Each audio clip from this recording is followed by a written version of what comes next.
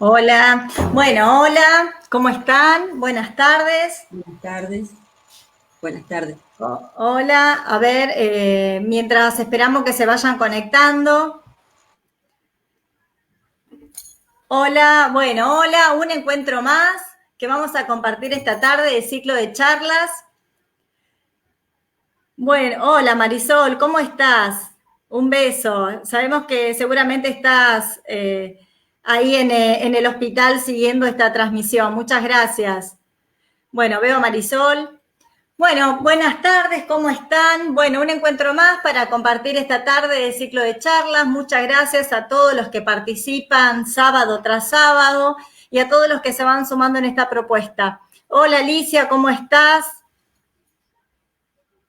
Bueno, como siempre digo, si desean pueden compartir esta transmisión en sus perfiles, así sus amigos, conocidos y vecinos pueden acceder también a esta charla para bueno, tengan información de profesionales que están compartiendo con nosotros, particularmente el día de hoy, que vamos a tratar un tema interesante para todos. Hola, Carolina también es personal de la salud. Bueno, veo que hay bastante amigos de personal de la salud que hoy está compartiendo con nosotros. Bueno, a ver, esperamos unos segunditos más. Hoy, bueno, vamos a hablar sobre el tema de asma y su relación con el COVID-19. Así que un tema muy, muy interesante. Bueno, a ver, hoy tenemos a... Hola Pamela, ¿cómo estás? Ahí se van conectando. Ya tenemos... Bueno, hay muchos de los seguidores que nos siguen sábado tras sábado, así que súper, muchísimas gracias. Eh, a ver, bien. Bueno, vamos arrancando. Hoy vamos a hablar, como les decía, sobre asma y su relación con el COVID-19. Hoy nos va a acompañar la doctora María Alicia Martínez Cortiza. Ella es especialista en neumología, especialista en alergia e inmunología. Fue directora asociada del Hospital Fiorito de Avellaneda, de nuestra querida ciudad, y en este momento se desempeña como jefa de la unidad de neumonología del Hospital Fiorito. Así que, bueno, ahí está Marcelo también saludándonos. Un beso, Marce. Marta, Bona, también te mandamos un beso enorme. Bueno, a ver, voy a presentar a saludar a mi primer invitada, a María Alicia Martínez, la doctora María Alicia Martínez Cortiza, a ver si estoy pudiendo. Me parece que...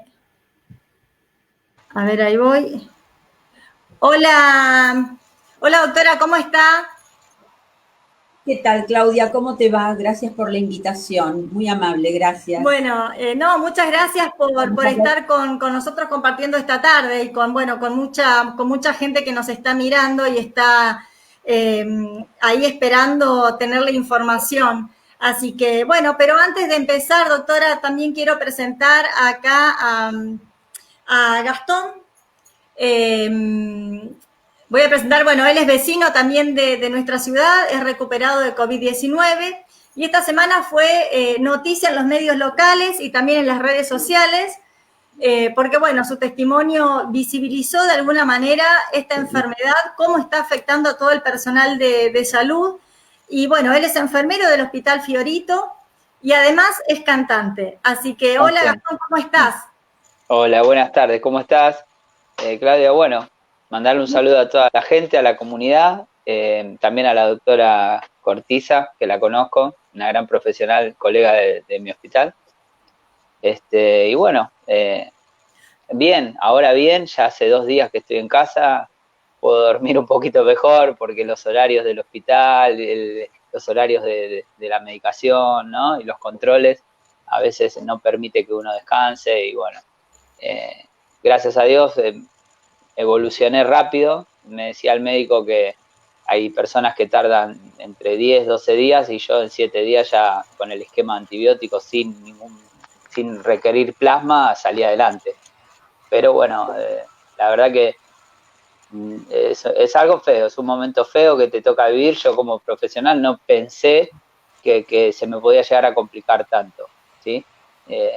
por eso a la gente que tome conciencia, que no lo tome como una gripe, como un resfrío, como algo leve, porque yo soy una persona sana, que no fumo, no tengo enfermedades de base, no soy diabético, no soy hipertenso, no tengo nada, y me agarró como una persona de 60 años. Bueno, Gastón, lo que pasa es que también vos sos enfermero y bueno, tenés una actividad en este momento importante dentro del hospital, entonces uno la verdad que hoy cuando está circulando el virus por todos lados no sabés dónde lo pudiste haber, bueno, La verdad, ¿cómo fueron los síntomas? Yo empecé el día 19, creo que fue de agosto, miércoles. No, el síntoma apareció de golpe, o sea, me levanté como a las 10 de la mañana y tenía dolor de cuerpo, así muscular, en la zona lumbar, de la espalda, detrás de los pulmones, en la parte baja. Pero un dolor como si uno hubiese dormido mal, que a veces pasa, ¿no? Me pegué un baño con agua caliente como todos los días y se me pasó. No tuve fiebre en ese momento, nada. Y yo trabajo de 18 a 24 horas, ¿sí? Mi turno es vespertino. A las 16 horas ya empecé a sentir como chucho de frío, escalofrío. Me tomé la temperatura y tenía 37,5. Entonces me dirigí al departamento de enfermería, que nos controlan, y les dije, ya, hoy a la mañana me pasó esto y ahora estoy con 37,5, porque tienen una pistola para tomar que no es tan precisa como el termómetro axilar digital.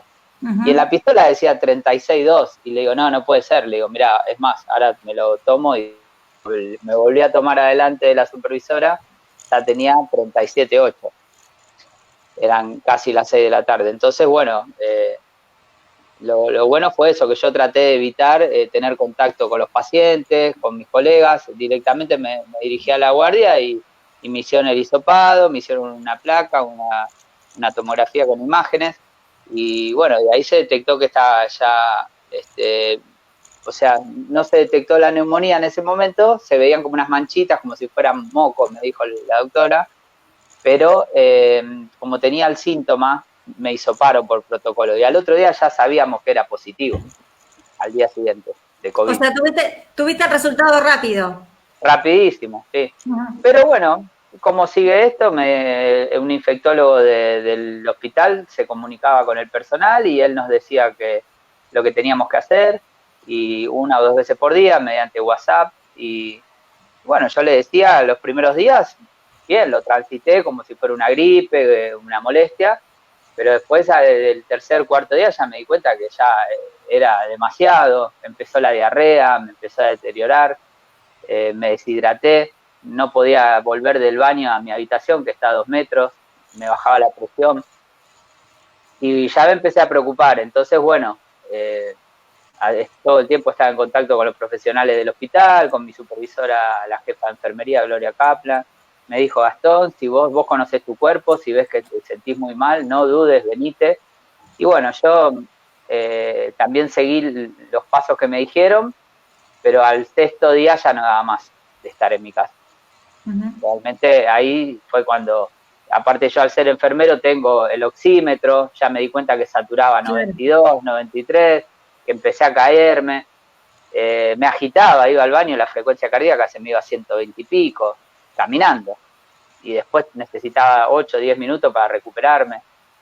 Y ahí es cuando ya empecé a tomarle respeto y miedo a la situación. Y bueno, yo trabajé en terapia, estuve 6 meses en terapia en el Fiorito, y sé cómo es el tema de la oxigenación, cómo es una neumonía, que no me imaginé que tan rápido se podía desarrollar en mi cuerpo una neumonía, ¿no? Bueno, al 6.º día ya nada más, pedí a la RT que por favor venga un médico, provincia tenemos nosotros, la cual no me solucionó nada, me pusieron la musiquita 20 veces, ya no tenía ni ganas de hablar ni fuerza para hablar. Gastón, entonces vos que llamaste, entonces vos llamaste primero a tu obra social y después recién tuviste, digamos, fuiste a otro lugar. No, nosotros tenemos a la RT provincia, seguro. Sí. Como esto es un protocolo, yo ya estaba dado por licencia por COVID, ellos sabían, pero yo estaba tan deteriorado que yo no podía subirme a mi auto que tengo e irme manejando al hospital. Necesitaba que alguien venga a asistirme, o que me trasladen, porque te estoy diciendo que me bajaba la presión, me podía desmayar, me faltaba el oxígeno. Todo esto yo se lo transmitía a ellos y bueno, seguramente ellos decían que tenga paciencia, que estaba transitando también la peor etapa de la enfermedad y la verdad que lo peor yo ya no sabía cuándo iba a llegar porque me sentía que me estaba viniendo a pique. Esa es la palabra. Y bueno, hasta que llegó un momento que tomé la decisión y dije, no, me voy porque me voy a morir en mi casa. O sea, literalmente. Y bueno, en el hospital me recibieron. Yo como soy músico, tengo una mutual de músicos de Sadaí que tiene convenio con la Trinidad, con los mejores lugares. Y la verdad que si le puedo decir a la gente que no crea que porque tiene una buena mutual, una buena obra social, se va a salvar. Se va a salvar si hacen las cosas a tiempo y se tratan a tiempo, me imagino, porque yo tengo una buena obra social, pero como el sistema hoy está colapsado, a mí me demoraba 16 horas el traslado. Y yo no podía esperar 16 horas, ya necesitaba oxígeno, necesitaba empezar con los antibióticos y bueno, opté por quedarme en el hospital y cuando vinieron lo rechacé al traslado. Me quedé internado en el Fiorito. Sí, bueno, o sea, ¿cuánto tiempo estuviste internado en el Fiorito? Y en total estuve 7 días, de jueves a jueves. ¿Y ahí estuviste en terapia o estuviste en alguna sala? No, yo no llegué a la terapia, no llegué porque enseguida mi cuerpo reaccionó bien. Sí, estuve con oxígeno permanentemente, estuve con una cánula nasal bastante elevada y después me lo fueron bajando. Pero porque si no mi saturación se iba a 90, 92, se caía. Bueno, por suerte, yo no pude recibir plasma, eso quería que sepan, no todos tienen la suerte, la gente piensa, ay, total, te ponen plasma y te curás, no, yo soy un grupo de sangre AB positivo que no me pueden dar cualquier plasma, porque me explicaron los especialistas que me dañaría las plaquetas, los glóbulos rojos, entonces, o también me daría un daño renal, no sé, diferentes cosas podía haberme causado, que había que pasarme corticoides antes de pasar un plasma compatible con el mío, ¿no? Porque no había en ese momento. Entonces, como al segundo día yo ya estaba evolucionando bien, desapareció la fiebre, todo, optaron por no pasarme el plasma, porque era un riesgo también. Así que bueno, yo tuve esa suerte. Tengo compañeros que le han pasado 2 unidades de plasma y son personas jóvenes también, enfermeros. Y no a todos le pega igual la enfermedad, golpea de diferentes maneras. ¿Sí? No sé si me quiere preguntar algo la doctora.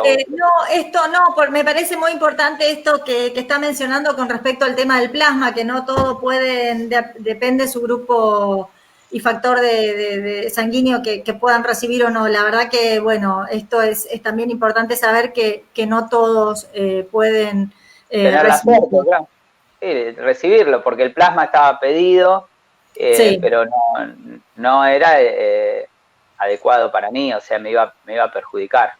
Entonces, como yo reaccioné bien al esquema y al tratamiento, a los antiinflamatorios, a los antibióticos que me dieron, bueno, tuve esa suerte, pero hay gente que no tiene esa suerte. Y terminan la terapia, terminan con el respirador. El tema también, esto es importante lo que estabas mencionando, de quizás cuando empiecen con los síntomas o con algunos síntomas, acudan rápido, sin temor al médico para que, bueno, o sea, quitarse la duda, ¿no? Claro. Y a mí después me dijeron que al 4.º día que yo ya estaba con 39 de fiebre tenía que haber ido. Pero me lo dijeron el día que fui, el 8.º, no me lo dijeron el 3.º o el 4.º día cuando yo hablaba. Entonces, yo no, si estoy hablando con un profesional, me parece que el profesional ahí falló en el diagnóstico, ¿no? Porque si yo le estoy diciendo que se me está complicando, soy también profesional de la salud, sé lo que es una saturación, le estoy dando mis síntomas y me dice, no, pero lo que pasa es que estás en el peor momento crítico de la enfermedad. Claro. Bueno, la verdad que... Gastón, ¿tenés más compañeros que transitaron por esta situación? Sí, creo que son 7, 8 enfermeros que transitaron por internación. Muchos más se contagiaron, pero lo pasaron leve en la casa, aislado. Ajá. Pero así como se me complicó a mí con neumonía, se nos complicó a 7, 8 compañeros. y que le han pasado plasma y bueno. Ok, pero a vos, ¿qué tratamiento recibiste en el hospital? ¿Solamente medicación? El tratamiento de la neumonía, que es No. antibióticos y una dexametasona que ayuda, es un antiinflamatorio para ayudar a liberar y la respiración, ¿no? Desinflama las vías, creo, doctora, ¿no? Bueno, ahora seguramente la doctora nos va a despejar unas cuantas dudas y bueno, la verdad que qué suerte que ya estás recuperado, seguramente tendrás que hacer algún tipo de tratamiento posterior a tu alta que te la dieron recientemente, pero bueno, ahora seguramente la doctora nos va a despejar muchas dudas. Le quiero leer algunos comentarios o algunos mensajitos que mandaron. Bueno, acá Gustavo Magarelli dice: Alicia, genia, Gastón también otro capo. Y bueno, y que acierto con la propuesta de hoy, ¿no? Le mandamos un beso a Gustavo, un beso a Graciela Barceló. Un abrazo para Gustavo Magarelli, un amigo a quien quiero mucho. Bueno, ahí te está escuchando y está siguiendo el vivo, así que seguramente ahora sigue haciendo algunas preguntas. Bueno, un beso también a Ramona, que dice: buenísimo el tema, muy importante. A Beatriz Otelos también, buenas tardes. Gracias, Gladys, por estar ahí. Bueno, Karina Morán también es personal de salud del Hospital de Wilde. Le mando un beso enorme a todo el personal del Hospital de Wilde que quiero un montón. Saludo al personal. Sí, yo cuando me recibí fui a hacer prácticas al Hospital de Wilde. Betty creo que se llamaba la jefa de enfermería sí. Y Delia también, les mando un saludo y a mis compañeras, Marisol Paino, que también... Bueno, ahí está, Marisol Paino está, Gastón, un amigo, gran persona, me alegro que estés mejor, así que te manda saludos. Saludos para Marisol.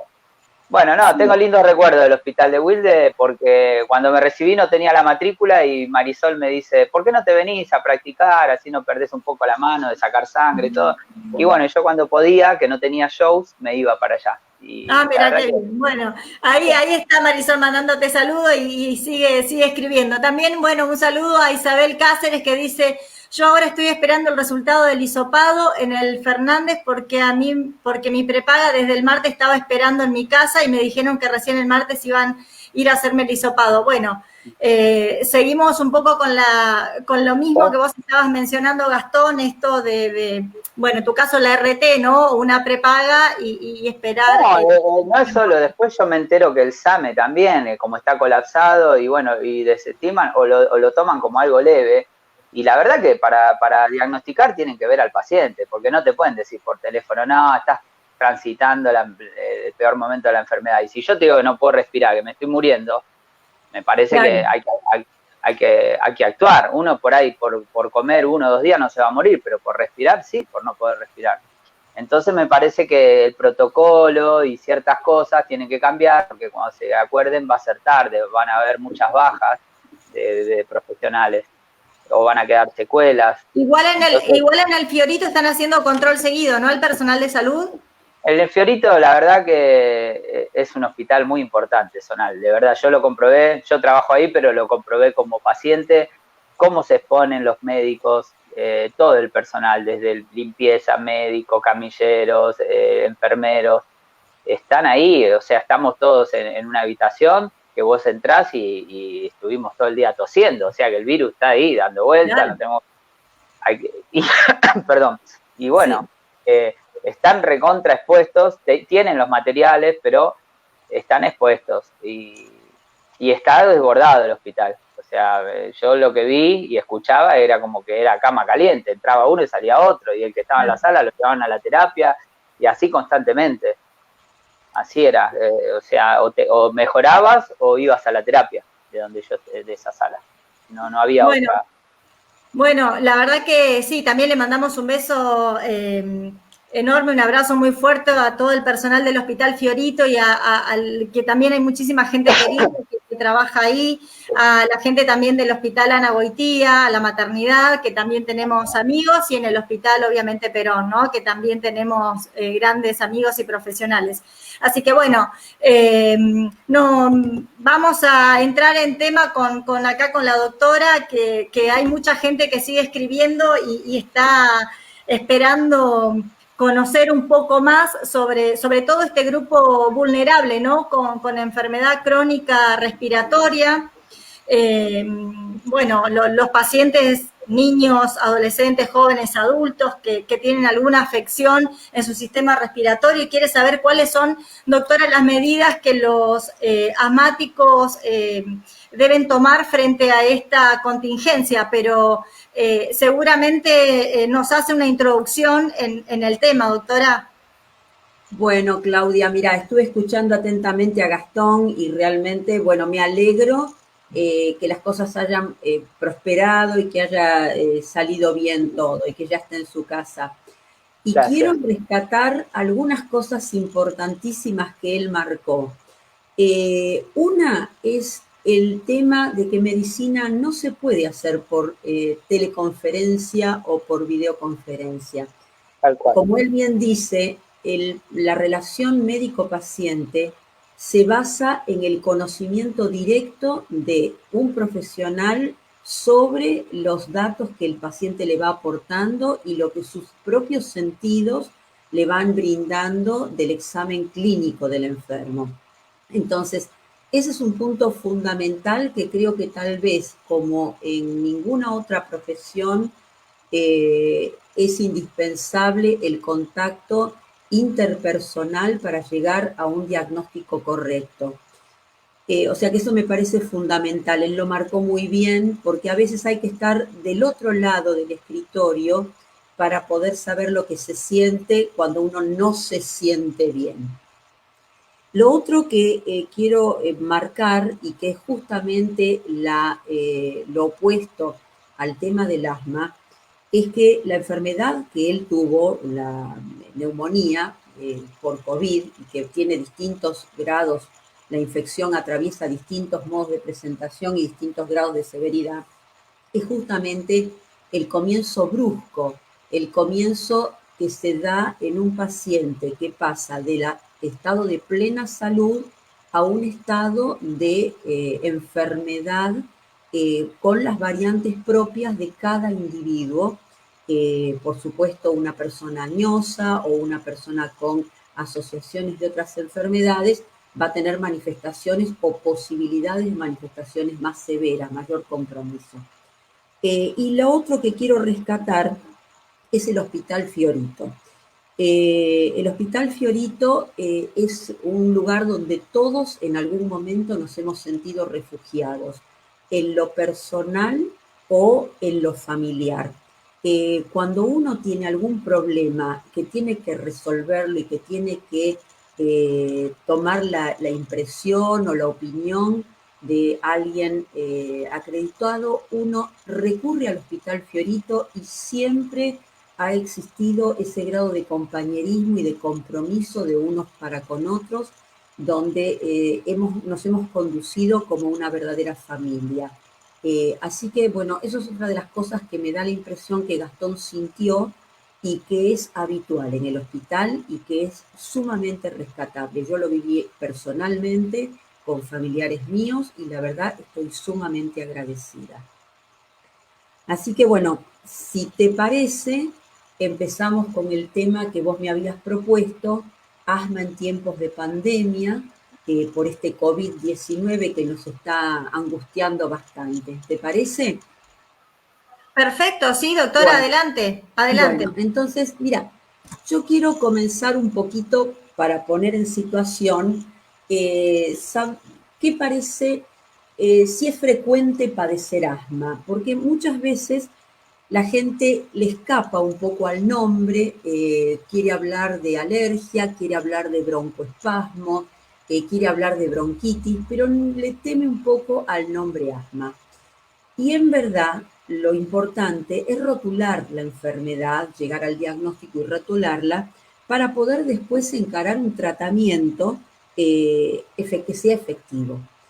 Y la Organización Mundial de la Salud ha establecido que aproximadamente 300 millones de personas en el mundo padecen asma. Y es una de las enfermedades crónicas más frecuentes en adultos y la más prevalente en niños. Esto da un panorama de la importancia que tiene a nivel global el paciente asmático. La prevalencia en Argentina, según encuestas que se han hecho preguntando a la población, da una prevalencia de 6,4% en un grupo entre 20 y 44 años, es decir, una edad productiva. Y cuando vamos a la consulta médica, ahí el número se eleva y el diagnóstico de asma alcanza a un punto 9,3 de la población. O sea que se eleva cuando el profesional empieza a tipificar al paciente. ¿Qué es el asma? El asma es una enfermedad inflamatoria crónica del árbol bronquial con posible basamento genético. Me parece importantísimo justamente para distinguirlo de lo que tan bien describió Gastón, una enfermedad infecciosa. Esta es una enfermedad inflamatoria crónica. Se caracteriza por presentar obstrucción bronquial que es reversible al flujo aéreo. ¿Qué quiere decir esto? Esto quiere decir que el paciente que tiene sintomatologías de dificultad respiratoria de tipo obstructivo, esa obstrucción cambia, se revierte, normaliza, ya sea mediante medicación o en forma espontánea. Esa es otra de las diferencias porque Gastón, por ejemplo, no tenía normalización del ingreso al flujo aéreo. Está relacionada con una hiperreactividad bronquial, es decir, los bronquios tienen la capacidad de reaccionar rápidamente y en forma llamativa frente a la inhalación de distintas noxas, de distintos alergenos, de distintos irritantes. Y los episodios en los cuales se producen las crisis asmáticas tienen una frecuencia, una intensidad y una duración que puede ser variable. Es decir, yo puedo tener un paciente enfermo, aplico tratamiento y el paciente, cuando yo hago la medición, que después vamos a ver la importancia que tiene plasmar esto en porcentajes, en números, el paciente se normaliza como si nunca hubiera tenido absolutamente nada. El asma alérgica y no alérgica tiene un componente hereditario muy importante. Acá también quiero remarcar, cuando la gente dice yo soy alérgico y ahí piensa que toda la alergia entra, el asma, perdón, entra de la bolsa de lo alérgico, no es así. El asma puede ser producida por múltiples factores, algunos de naturaleza alérgica y otros no. La posibilidad de que un hijo tenga asma si uno de los progenitores es asmático oscila entre un 25 y un 50%. Y aquí lo importante de la herencia. Si ambos padres son asmáticos, la posibilidad de que esta criatura sea asmático está entre un 75 y un 80%. Y parece que la probabilidad de la herencia de transmitir el asma es más intensa si es la mamá, la asmática, que si es el papá. Y acá un dibujo que pretende graficar qué es lo que ocurre durante una crisis asmática. A través de mirar estas imágenes, uno se explica por qué motivo el aire no progresa, hay una obstrucción, una limitación al flujo aéreo. La imagen de la izquierda, donde se ven los bronquiolos normales, se ve la luz del bronquio de un diámetro superior. En cambio, en la imagen de la derecha, donde es la imagen del bronquiolo asmático, se ve que está totalmente estrangulado, podríamos decir, o sea, con espasmo de las fibras a través de las paredes de los bronquiolos y los bronquios, una hinchazón, un edema de la pared de la mucosa que recubre por dentro los bronquios y secreciones, eso amarillento que se ve en la superficie de los bronquios, son secreciones que suelen ser pegajosas, adherentes, viscosas, y por lo tanto el paciente presenta tos con severa dificultad para expectorar. En líneas generales, el enfermo dice, yo siento algo en mi pecho, quiero toser para expectorarlo y no puedo hacerlo. Es importante, como decía antes, tener en cuenta que el asma no tiene un factor desencadenante único, son múltiples. Y a veces es difícil detectar cuál de ellos es el importante para cada paciente. Pero hay uno que sin lugar a dudas quiero remarcarlo porque es nocivo para toda la patología respiratoria y para todo el organismo. Es una adicción y es el tabaquismo. Tanto el tabaquismo activo como para el tabaquismo pasivo representan un riesgo no solo para el aparato respiratorio como disparador de enfermedades, sino un riesgo para la calidad de vida porque compromete todo el organismo. Los contaminantes ambientales, como ejemplos los humos de distinto tipo, los pólenes, los ácaros, que están presentes en el polvo de casas, en los polvillos de los cortinados, alfombrados, pelo de mascotas, hongos, es variable. Contaminantes laborales, como por ejemplo los químicos, los hidrocarburos, los polvos, la gente que trabaja, por ejemplo, en fábricas de solventes, en fábricas de jabones, en fábricas de harinas, las infecciones. Y acá un punto en común con la preocupación actual de la pandemia del coronavirus.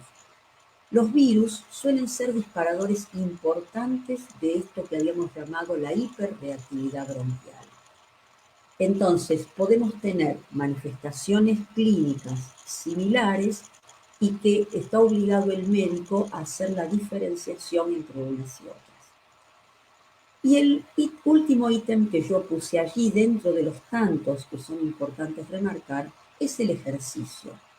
Esto no quiere decir que los asmáticos no deban hacer ejercicio, todo por el contrario. Los asmáticos deben llevar una vida absolutamente normal y sobre todo en aquellos chicos que deben hacer sus juegos habitualmente.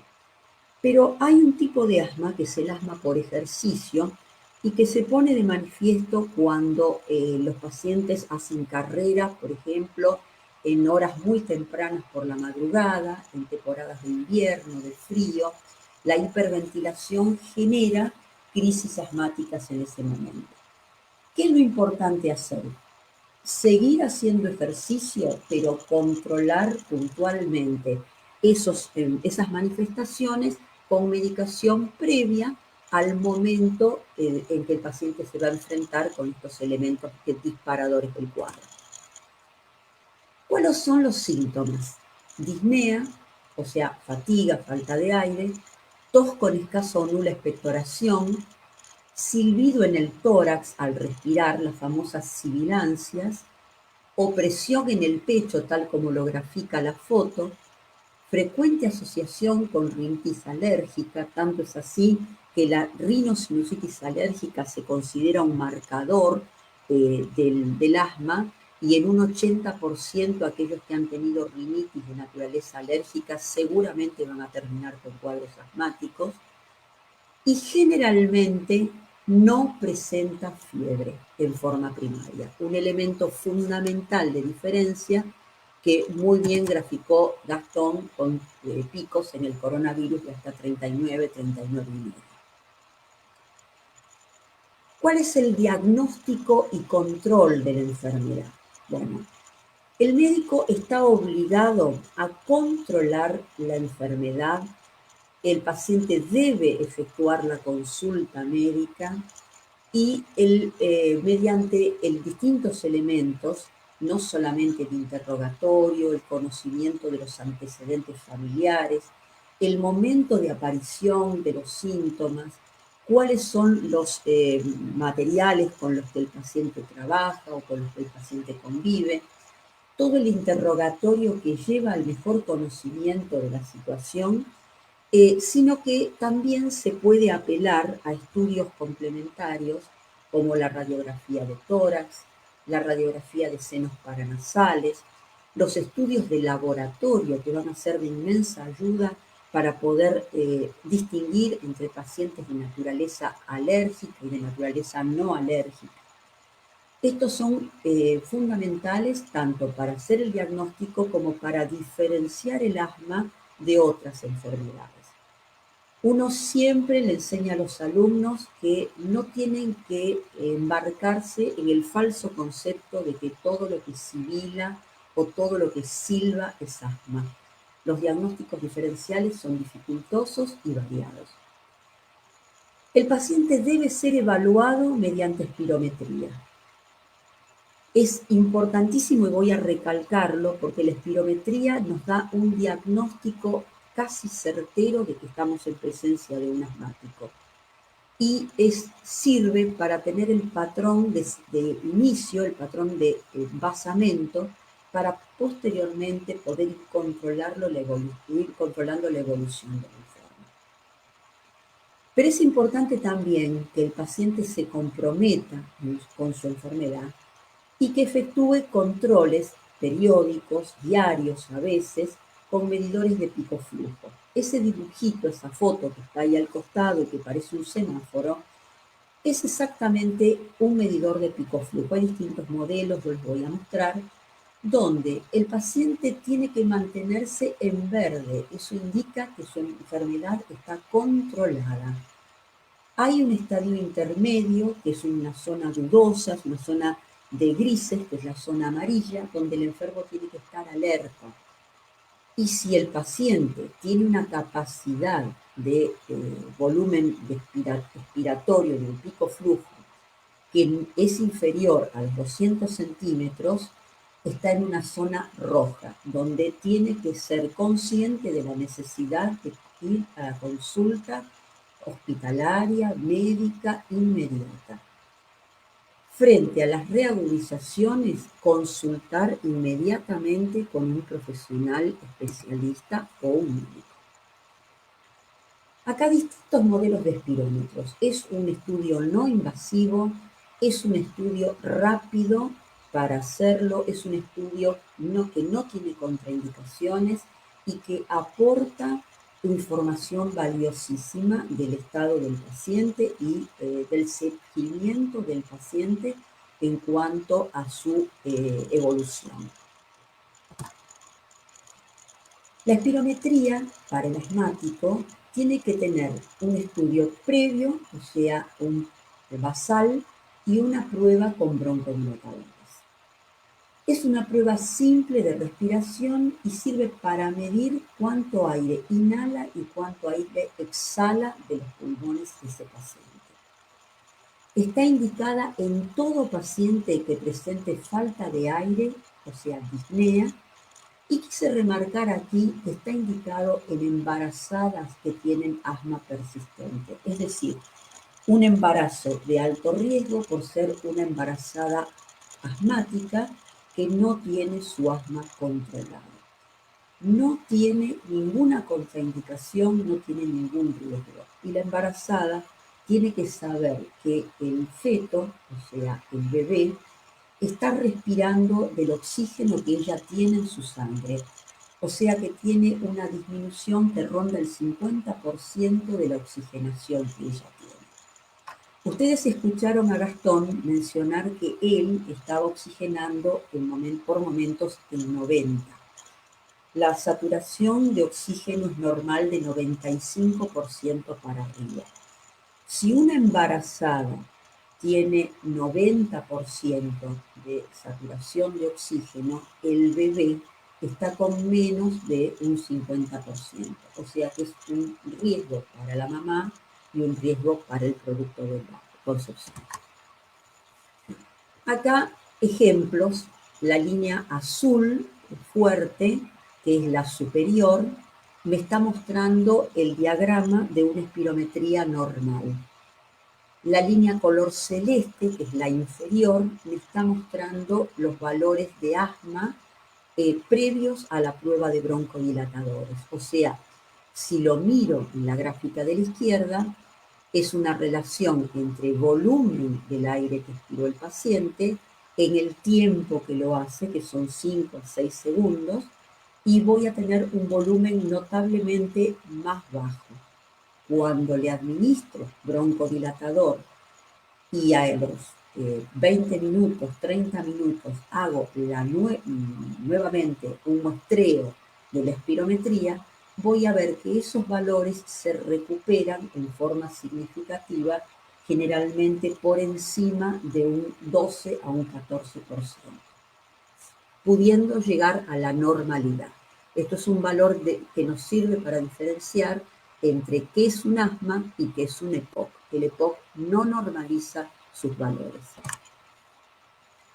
Y estos son modelos de pico flujo. Esto lo puede hacer cualquier paciente asmático en su casa, midiendo simplemente tal cual como la foto superior, colocando el marcador, el fil, esa imagen rojita, esa flecha rojita que tiene el aparato, en 0, sopla violentamente a través de la boquilla y el desplazamiento que tenga esa flechita nos va a marcar dónde está ubicado. El paciente lo puede correlacionar según la gráfica de las tablas exhibidas y sabiendo que la medición por debajo de los 200 centímetros lo pone automáticamente en la zona roja. ¿Y por qué es tan importante esto? La medición espirométrica y el control por el flujo. Bueno, como diría Inodoro Pereira, esta gente que tiene procesos crónicos muchas veces está mal pero acostumbrado. ¿Por qué? Porque se habitúan a estar con carencia de la capacidad de aire y por lo tanto van perdiendo cosas, es decir, caminan más lento, suben una escalera más lento, no corren el colectivo, si caminan tratan de no hablar. Entonces es importante poner en números la capacidad que el paciente de aire que el paciente tiene.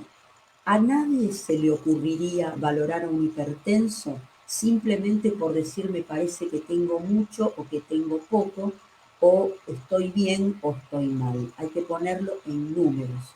Lo mismo ocurre con estos pacientes para saber dónde está uno parado. Bueno, ¿y cuál es el objetivo del tratamiento? Porque dijimos que el asma debe estar controlada, eso es esencial.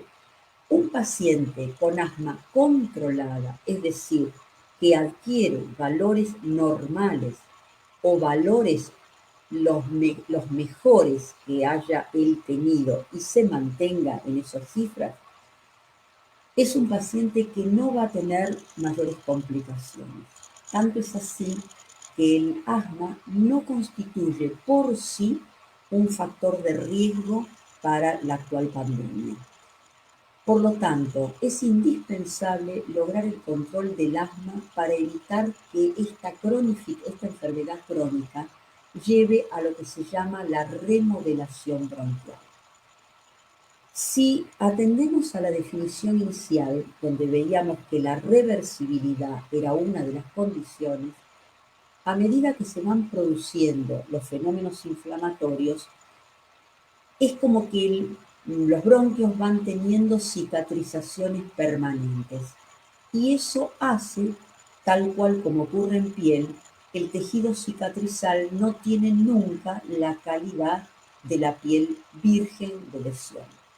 Y por lo tanto, lo que el paciente va perdiendo poco a poco, si el asma no se trata o se trata inadecuadamente, es la flexibilidad del pulmón que le permita adaptarse a las distintas actividades y a las distintas exigencias.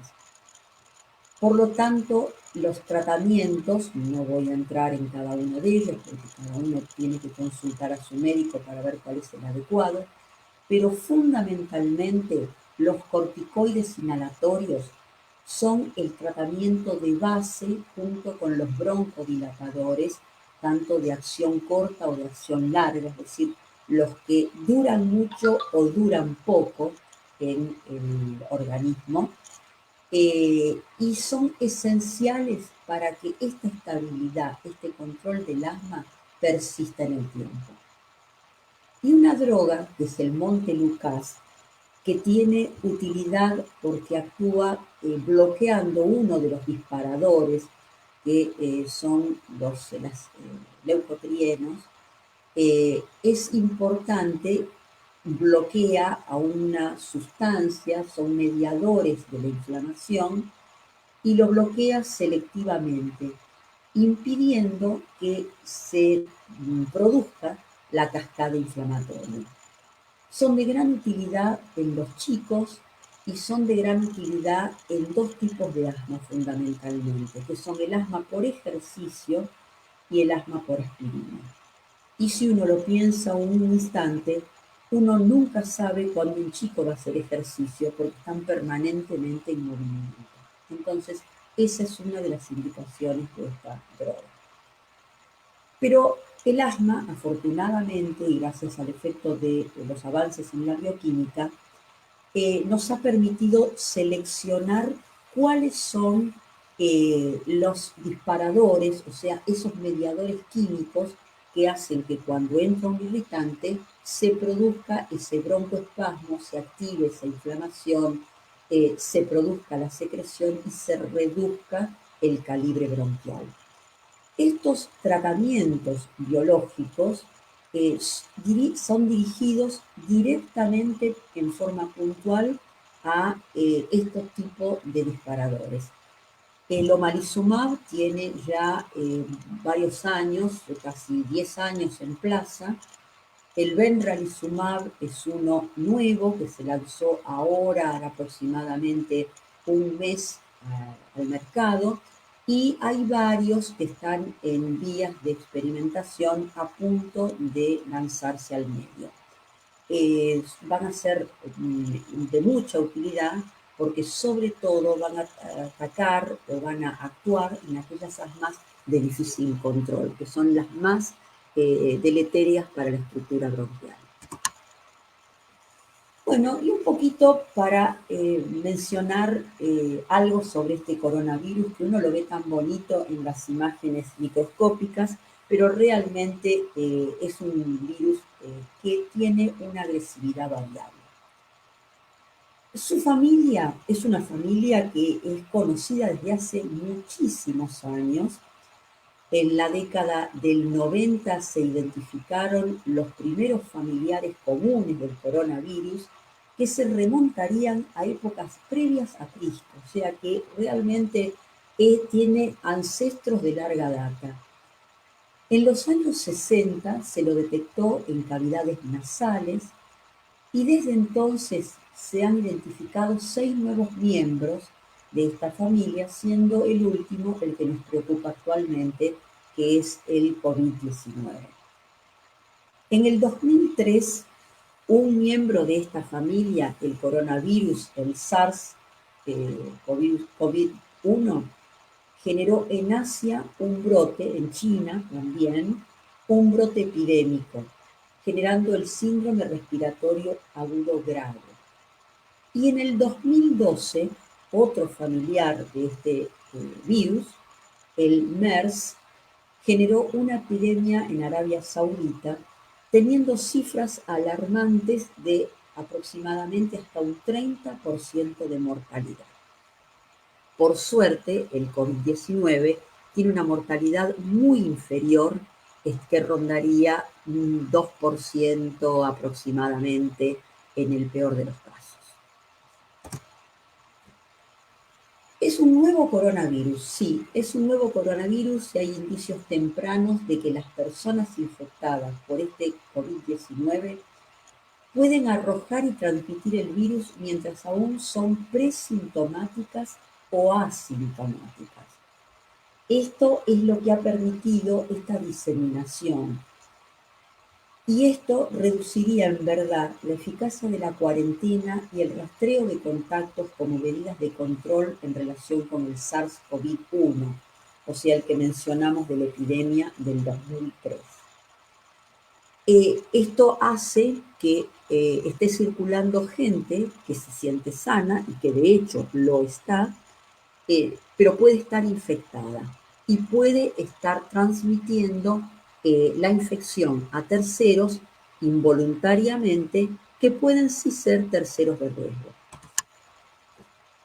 El SARS-CoV-2, como se lo llama ahora, o que es el COVID-19, puede infectar al ser humano causando enfermedades que van desde el simple resfriado común hasta formas más severas, como la bronquitis, la bronquiolitis y neumonías graves, además de compromiso del aparato gastrointestinal.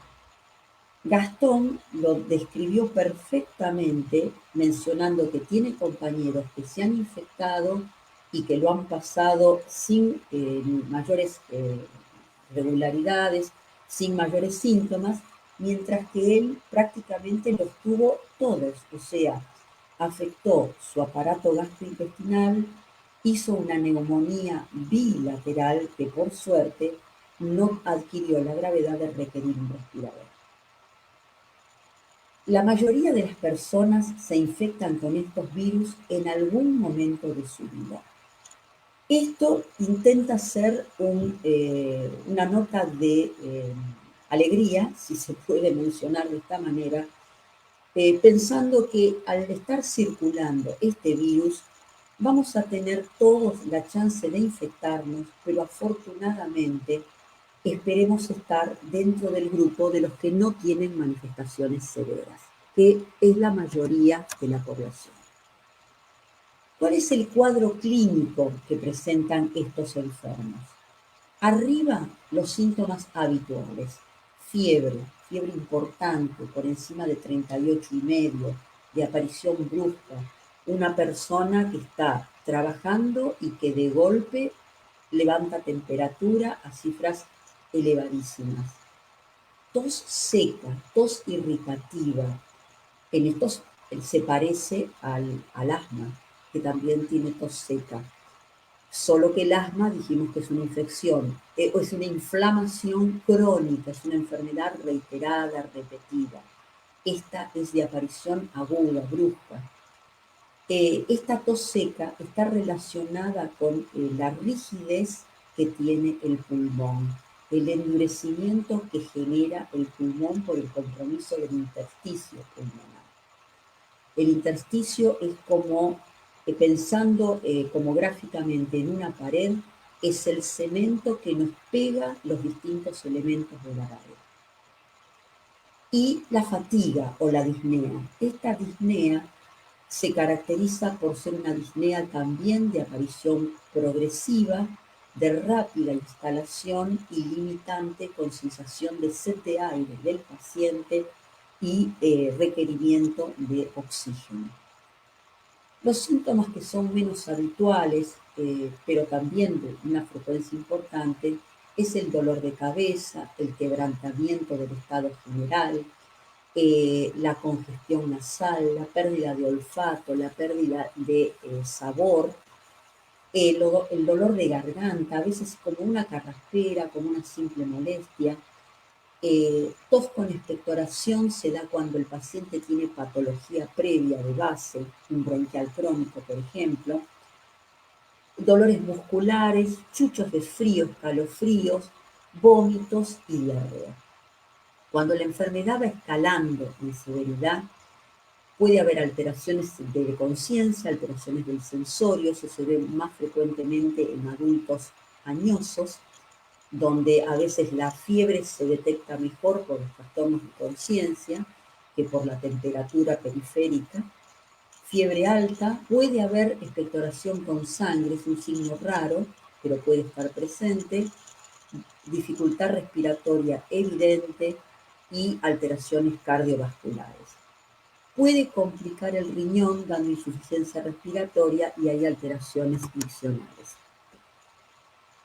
¿Cuáles son los factores de riesgo para contraer la enfermedad grave por COVID? por COVID-19. Bueno, vemos que en el caso de Gastón, una persona sana bruscamente comienza con signos y síntomas de la enfermedad que requieren la internación del paciente. Lo que ocurre es que Gastón está en un ambiente de alta exposición y eso es uno de los factores que uno nunca tiene que olvidarse, sobre todo para extremar las precauciones. De ahí la importancia de usar los elementos de protección personal, la higiene de manos, el uso de guantes, el alcohol en gel, mantener la distancia social, el barbijo, una característica especial, no cualquier barbijo tiene utilidad. En los ambientes hospitalarios hay que usar barbijos que aseguren el excelente filtrado. El N95 filtra el 95% de las partículas, no el 100%. Entonces hay que ver los factores de riesgo del ambiente, estar muy atentos y dar las medidas de protección indispensables para que el personal esté en las mejores condiciones para desarrollar su actividad, que sin lugar a dudas es una de las actividades de riesgo predisponibles. La edad. La edad en los casos de los mayores de 65 años es un factor de riesgo. Solo para COVID, no. Para cualquier proceso infeccioso. Por eso se recomienda la vacunación para neumococo a los mayores de 65 años, la vacunación antigripal para los mayores de 65 años, la doble, los refuerzos adecuados, o sea, 65 años para arriba posiciona a los pacientes en un grupo de riesgo. Las enfermedades cardiovasculares, los pulmones húmedos, los pulmones encharcados, son pulmones receptivos a mayor tendencia a los procesos de infecciones. La diabetes, otra enfermedad silenciosa que coloca a los pacientes en zona de riesgo y sobre todo cuando esta diabetes no está adecuadamente controlada. La obesidad es una enfermedad dentro de las otras enfermedades. Por ejemplo, un paciente asmático obeso es un paciente de mayor riesgo que un asmático que tiene un índice de masa corporal normal. Las dislipemias que frecuentemente acompañan la obesidad. La hipertensión arterial, como otra enfermedad cardiovascular, es otro factor de riesgo. La enfermedad pulmonar obstructiva crónica, una patología que produce una alteración en toda la estructura bronquial y parenquimatosa del pulmón, ya teniendo una discapacidad funcional, o sea, espirometrías anormales de base. Los pacientes con enfermedades nefrológicas, renales, los insuficientes renales, los pacientes sin grupo de diálisis, son pacientes de alto riesgo. Los pacientes neoplásicos y sobre todo aquellos que por temor a contraer COVID no se hacen los controles adecuados. Entonces, eso es importante. No hay nada peor para una enfermedad que no controlarla. Allí puede anidar cualquier germen, COVID o no COVID. No nos olvidemos que en la temporada de invierno los gérmenes respiratorios, ya sean bacterianos, virales, de cualquier naturaleza, micóticos, lo que fuere, es el momento clave para la diseminación y para impactar en el aparato respiratorio.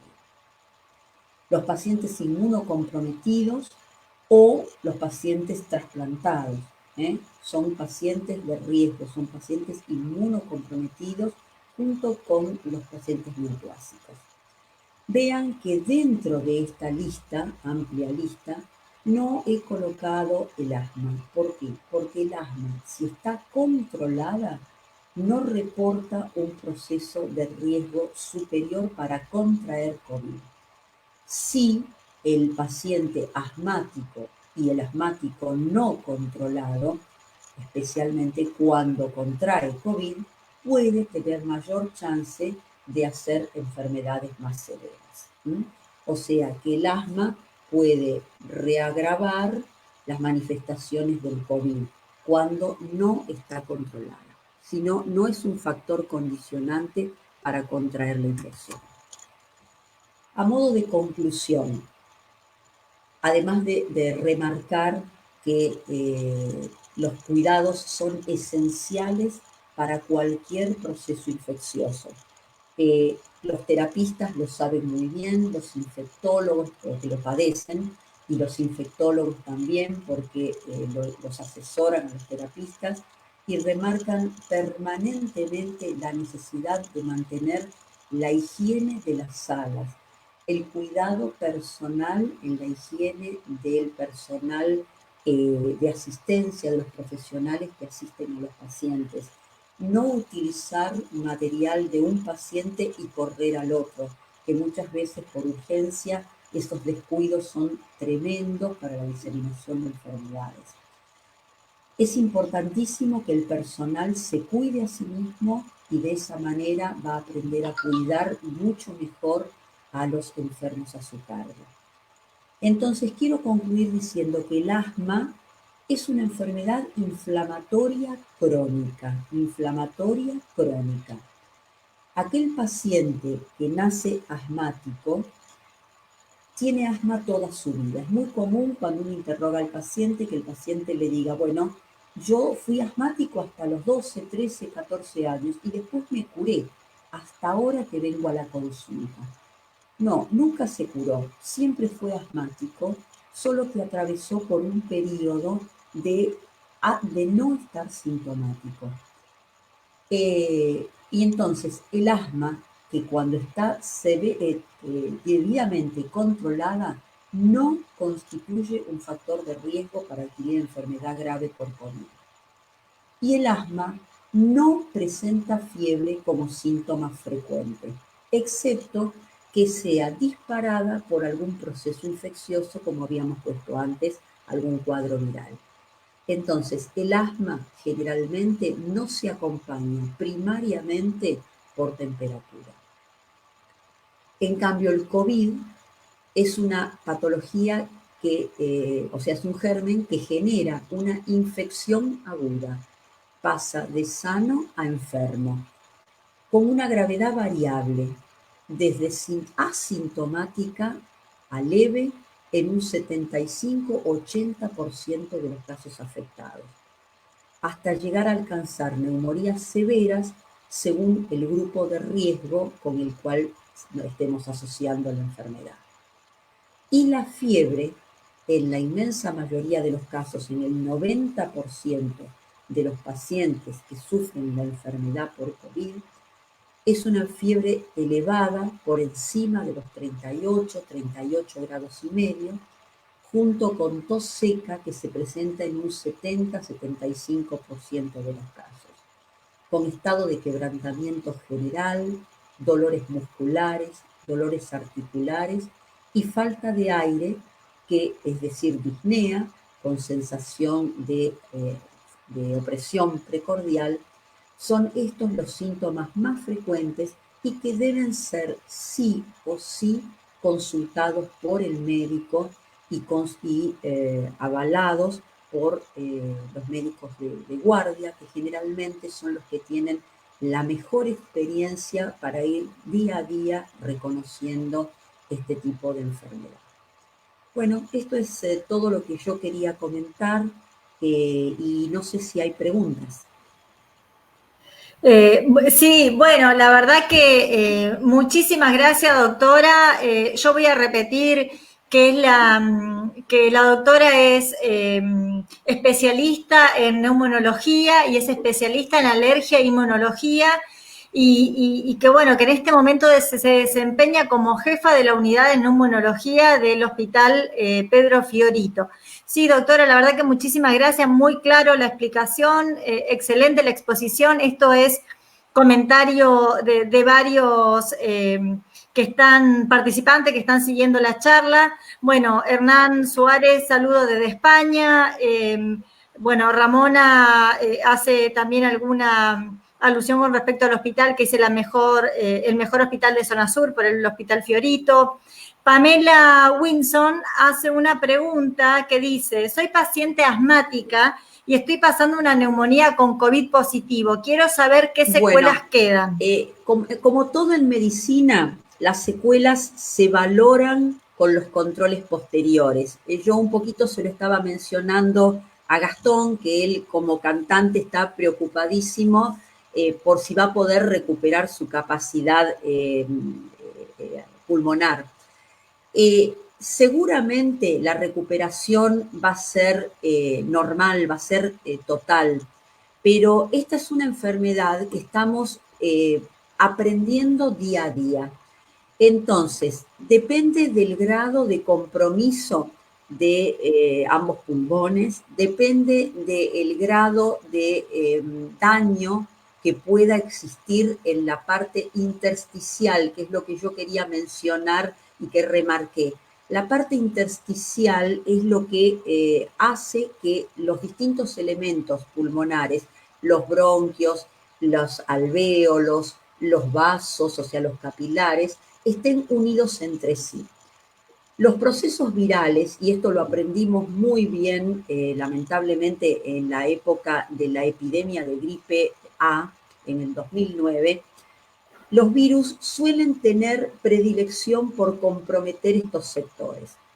Este además tiene alguna chance de hacer lesiones de coagulación en algunos pacientes, no en todos. Pero uno va día a día aprendiendo sintomatología y aprendiendo clínica en estos enfermos.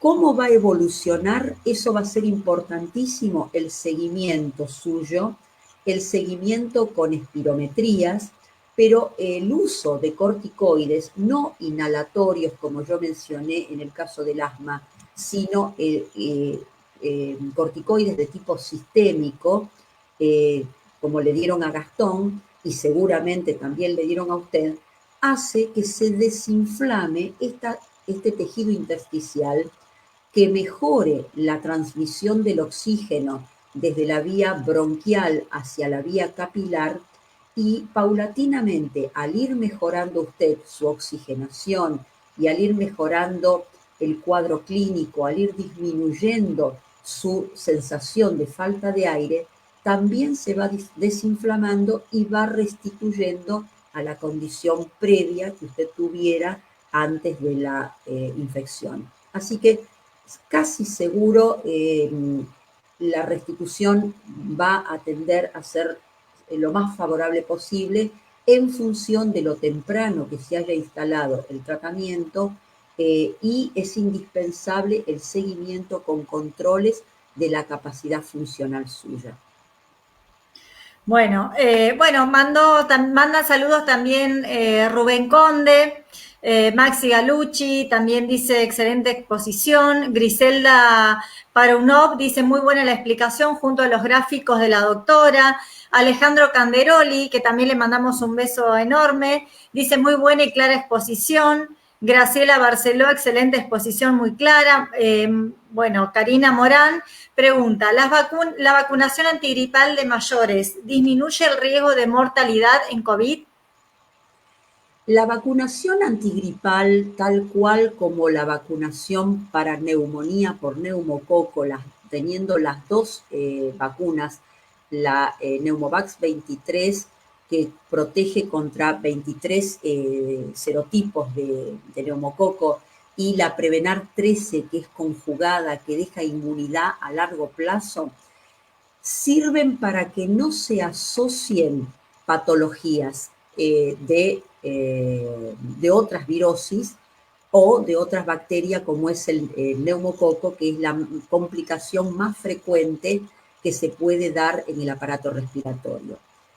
Y en verdad sí, porque el paciente que cursa una infección por COVID-19, lo que menos necesita es asociar otra enfermedad de alto compromiso y de alta diseminación en esta época. Porque no nos olvidemos que la vedette es el COVID, pero en nuestro ambiente tenemos virus de la influenza, el tipo B y los distintos serotipos de A. Tenemos neumococo circulando, que es uno de los principales factores de asociación bacteriana en pacientes con infección viral. Y tenemos otros gérmenes como micoplasma, clamidia, que son gérmenes que están ahí cabalgando, que no son ni bacterias ni virus, pero son muy frecuentes y que los hemos visto en la epidemia del 2009 como coinfectantes en aquellos enfermos que tenían formas severas de la enfermedad viral. Así que el estar vacunado reporta el beneficio de proteger frente a coinfecciones, a infecciones asociadas. No actúa disminuyendo la chance de infectarse por COVID-19. Eso solamente lo va a dar la vacuna eficaz para COVID-19 y considerando que este agente no tenga una mutación que sea de la frecuencia del virus de la influenza, porque si no va a haber que estar modificándola permanentemente o asociando cepas diferentes. Así que con respecto a la vacuna todavía hay que seguir haciendo muchos estudios, estimo yo, para tener algo que sea seguro y efectivo. Bueno, muchas gracias, doctora. Bueno, Karina Morán dice, un lujo, la verdad, un placer escucharla. Flavia Maresca también dice, excelente explicación. Gladys Montiel manda saludos. Holguín Tamarín dice, muchas gracias, tanto yo como mi hijo tenemos asma y yo me venía atendiendo porque también a los 13, 14 mejoré. Voy a pedir turno para ver si puedo prevenir. Así que esto seguramente se alusiona a lo que acaba, bueno, lo dijo en su exposición, doctora, con respecto a que quien tiene asma debe realizar la consulta aún, digamos, entendiendo que quizá se curó. Exacto, y sobre todo ahí es importante remarcar este tema de que el papá es asmático y el hijo también tiene asma. O sea que el asma tiene alta chance y sobre todo si los dos papás tienen manifestaciones asmáticas o son asmáticos, tiene alta chance los hijos, no todos, no el 100%, pero sí un porcentaje elevado de tener asma. Por lo tanto, es importante considerarlo para el control y no recurrir frente al episodio agudo, a la crisis, porque no vaya a ser cosa que con el mal pero acostumbrado haya manifestaciones que sean de poca relevancia y sin embargo el proceso se está gestando, ¿no? Se está manteniendo. Bueno, la verdad que muchísimas gracias, muy interesante. Bueno, a ver, Gastón se nos había ido un poquito porque, bueno, hubo problema con la conectividad, son cosas que ocurren en estos tiempos. Perdí la señal, perdí señal. Ahí volvió Gastón, bueno, estamos cerrando ya, Gastón, igual seguramente lo pudiste seguir por el Face, pero bueno, yo te quería pedir una reflexión final para todos los que nos están acompañando durante la tarde y que quede algo para la gente que lo va a volver a repetir seguramente. Bueno, como reflexión le puedo decir a la gente que lo tome como algo serio, porque es algo serio, ¿sí? Que uno no piense y a veces que no se deje llevar por el protocolo de que dicen, no, estás traspulsando la enfermedad, porque la verdad que yo, por hacer caso, terminé con una neumonía bilateral y un día más que me quedaba en mi casa y creo que termino en una terapia en un respirador. Entonces, a veces creo que la doctora fue muy concisa en eso, dijo que el diagnóstico tiene que ser personalizado, no puede ser por un teléfono o por un mensaje, porque los signos y síntomas que yo tenía, solamente observándome, auscultándome o saturándome, lo iban a poder ver. Y al parecer la otra persona como que lo tomaba como que generalizado. Y en lo que es respiratorio no espera, no perdona. De un momento al otro te desestabilizás y bueno, entras en una hipoxia y terminás con la muerte o terminás mal. Bueno, Gastón, a seguir seguramente haciendo el tratamiento, a seguir cuidándote y te súper agradezco. Ahora, bueno, seguramente en algún otro momento nos volvemos a conectar. Doctora, bueno, una reflexión final para también a todos los que nos están siguiendo. Bueno, yo quiero remarcar, primero, alegrarme mucho por Gastón, que esté mejor y que los escuchemos cantar nuevamente. Eso, así que bueno, Gastón, me alegro muchísimo de que tu evolución haya sido favorable. Gracias, doctor. Bueno, y que lo importante es que la gente no tenga miedo a consultar. Él lo remarcó muy bien. Cuanto más tempranamente se hace el diagnóstico, en lo que fuere, en una enfermedad crónica como el asma o en una enfermedad aguda como el caso del COVID, cuanto más tempranamente se hace el diagnóstico, mejor los resultados, menores las secuelas y más rápida la chance de restituir la condición normal. Y otro tema, que los pacientes que ya saben que tienen otras enfermedades asociadas, como los diabéticos, los neoplásicos, los pacientes EPOC, no dejen de hacer los controles porque es importante el seguimiento. Son enfermedades que dependen de la evaluación sistemática de la patología. Entonces, el tema del COVID es algo que nos va a seguir acompañando, esperemos que con menos virulencia que este modo sorprendente en que nos ha atacado, pero es un germen que hace mucho que está circulando, familiares de este germen, no este que es uno nuevo, y nos vamos a tener que adaptar a convivir con él e ir generando nuestros propios anticuerpos para defendernos de esta situación. Lo mejor que tenemos en nuestro organismo es nuestra inmunidad y mantenerla en condiciones, cuidada adecuadamente, hace a una mejor vida, una mejor calidad de vida. Doctora, yo le quería consultar. Sí. Bueno, yo en unos 10 días me tengo que hacer una extracción de sangre para hacer un PCR y ver si generé anticuerpos, porque me decían los médicos que si generé una baja cantidad de anticuerpos, estoy expuesto a volver a reinfectarme. Sí. Entonces, ¿qué probabilidad ve de que yo haya, sin ver un estudio de laboratorio, ¿verdad? Pero como fue mi evolución muy rápido, ¿qué probabilidades haya de que yo haya generado una buena cantidad de anticuerpos para estar cubierto, aunque sea 3, 4 meses, que es lo que se dice, ¿no? Que uno estaría cubierto. Uno espera que una persona joven y sin otras enfermedades asociadas, que además tuviste una buena evolución, es decir, esto te está marcando que tu organismo, tu inmunidad, tiene la capacidad defensiva, porque una infección es en realidad una batalla entre el agente infectante y la inmunidad que nosotros tenemos, ¿no es cierto? La resistencia, ya sea natural o adquirida por vacunas que nosotros tenemos en nuestro organismo. El hecho de que vos hayas respondido bien, que tu cuadro se haya normalizado en lugar de complicarse, hace que uno sospeche que tu evolución marca una formación de anticuerpos adecuada porque tu organismo ha respondido favorablemente. Así que yo creo que la cantidad de anticuerpos va a ser la adecuada, va a ser normal en función de la patología.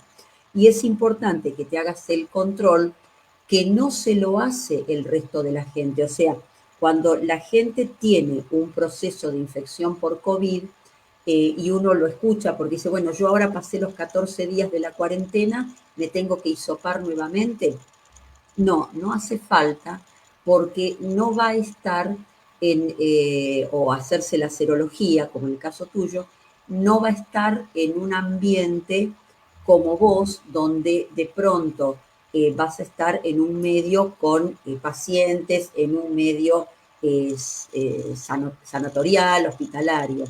Entonces, en el caso tuyo sí es importante incluso chequear tu estado, mientras que en el común de la población no se acostumbra a repetir ni el hisopado ni la serología. Se da el alta con la sola buena evolución de los pacientes.